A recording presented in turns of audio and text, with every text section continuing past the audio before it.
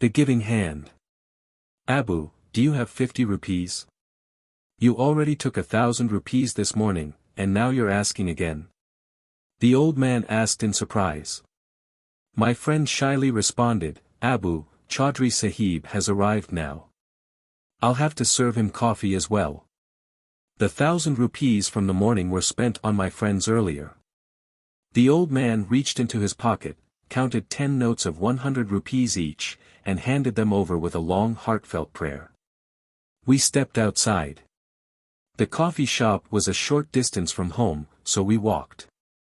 On the way, I asked my friend, do you still take money from your father? He laughed, nodded, and replied, of course, I take money from my father multiple times a day. Sometimes 50 rupees, sometimes 100, and if an esteemed guest like you arrives, I even take 500 or 1,000. I was astonished and asked again, you are the first 50-year-old man I've met who still takes money from his father. Allah has blessed you with so much. Even your own children are grown now, yet you continue to ask your father for money daily. I don't understand the logic behind this. My friend smiled, stopped walking, placed his right hand below and his left hand above it, then said, tell me, we have two hands, the lower hand, which we call the receiving hand, and the upper hand, which we call the giving hand. Which of the two is superior? I immediately replied, the upper hand, meaning the giving hand. He smiled at me and then asked, now imagine this, you've spent your entire life as the giving hand. You have always provided for your children and those around you. But suddenly, one day, you become the receiving hand, dependent on others for even the smallest of needs. How would you feel? I thought for a moment and admitted, you're absolutely right. A person would feel inferior and helpless. He nodded and continued, exactly. My father was the giving hand his entire life. In our youth, we relied on him for everything, shoes, clothes, even entertaining guests. Abu was our sole source of income. But as we became financially independent, his income sources gradually diminished. My father had never asked anyone for anything in his life. I noticed that even with me, he wouldn't ask for anything. His pockets would remain empty for months. His shoes and clothes became worn out, yet he stayed silent. Even when he needed medicine, he wouldn't say a word. In the beginning, I was frustrated by his attitude. I believed that parents had a right to their children's wealth. But I didn't realize that a hand accustomed to giving can never bear to become a receiving hand. If it ever has to, it's a fate worse than death. My father began to feel dependent, and gradually, he confined himself to his room. I thought it was due to old age. He was 75 now and often unwell, so I assumed he was withdrawing from an active life. But then, something unexpected happened.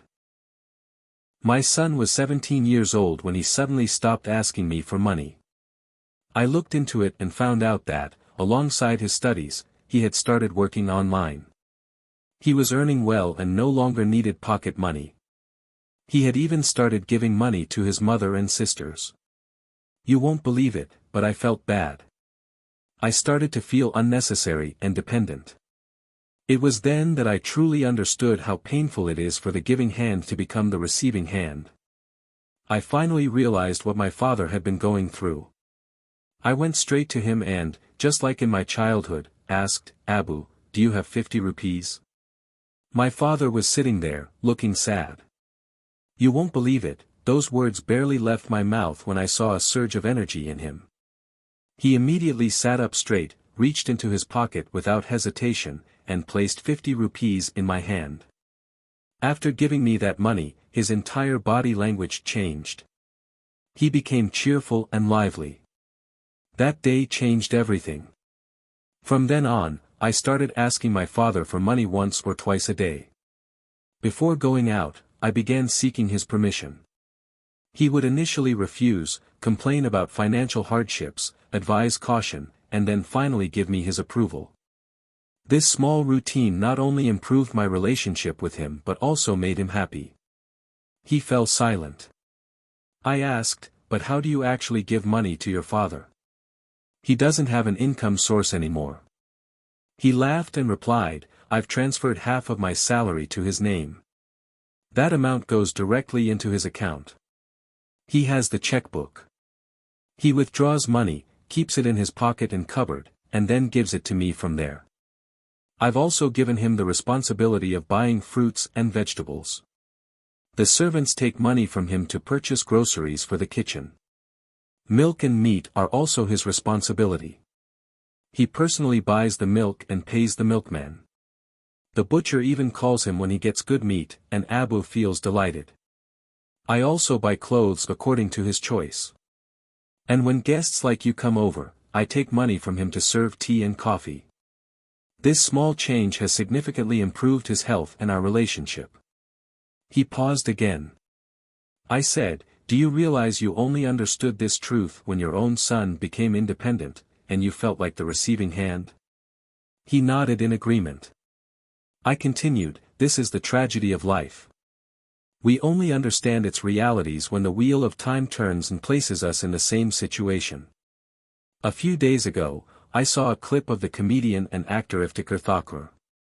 In it, he shared a story. My brother would often return home late at night.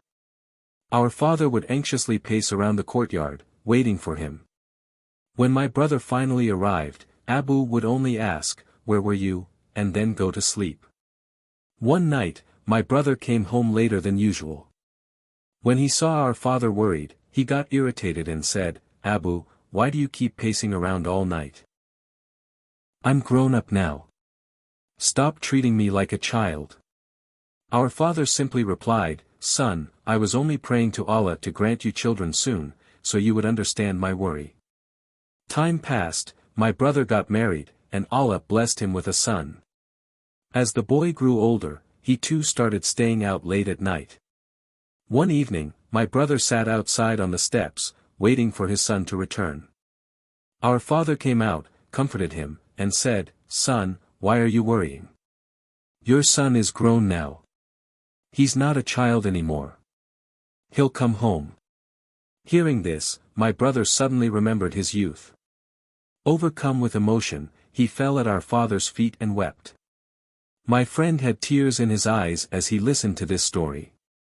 By then, we had reached the coffee shop.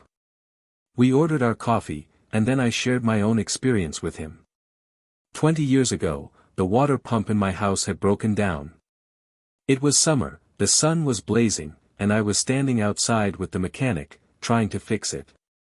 My father kept telling me, it's too hot, come into the shade, you'll get heatstroke, but I ignored his advice. I thought, if I don't get this pump fixed, the water tank will empty. Abu kept insisting, but I didn't listen. Then, my father went inside, brought out my little son, and made him stand in the sun next to me. I protested in shock, Abu. He's just a small child. How could you bring him out in this heat? That's so cruel. My father, now sitting in the shade, laughed and said loudly, Son, you are my child too. If you can't bear to see your son in the sun, then how can I bear to see mine? At first, I was upset. But later, when I thought about it with a calm mind, I realized, he was absolutely right. If I couldn't watch my child suffer, how could my father?